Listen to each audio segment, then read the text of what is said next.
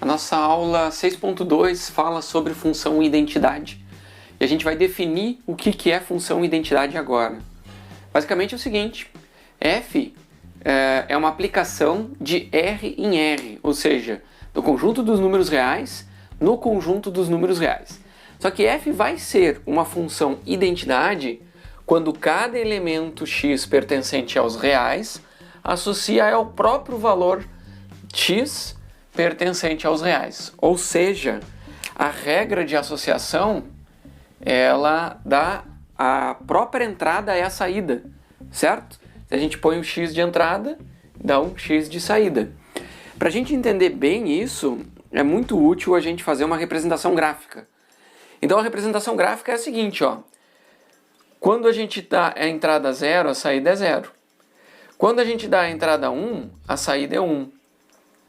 Então a gente tem aqui o ponto 1, 1. Certo? Aqui a gente tem o 1, 1. Aqui, ó, quando a gente dá a entrada 2, a saída é 2. Então aqui tem o 2, 2. Da mesma forma o 3, 3. E é da mesma forma para os números negativos. A entrada é menos 1, a saída é menos 1. Certo? Então aqui a gente tem o menos 1 e menos 1. Entrada e saída são iguais. Pares ordenados em que o x associa ao próprio x. Se o x é menos 2, ele associa com o menos 2 aqui. Então a gente tem o menos 2, menos 2. Certo? Só que notem que não é só para números inteiros, vale para números reais. Então todos os valores entre um e outro formam essa reta aqui, ó.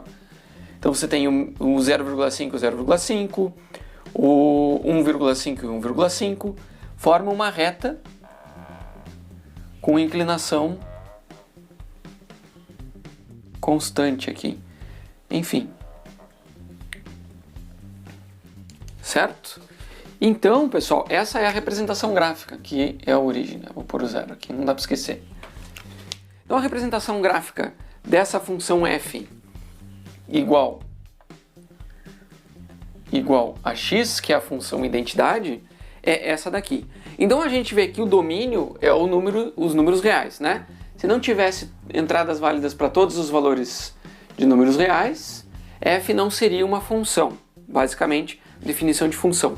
E a imagem, nesse caso, é exatamente os números reais. Conjunto dos números reais, porque todos os valores de y são acessados, certo? Todos os valores, todo o eixo real y é acessado com entradas em x, exatamente a mesma entrada.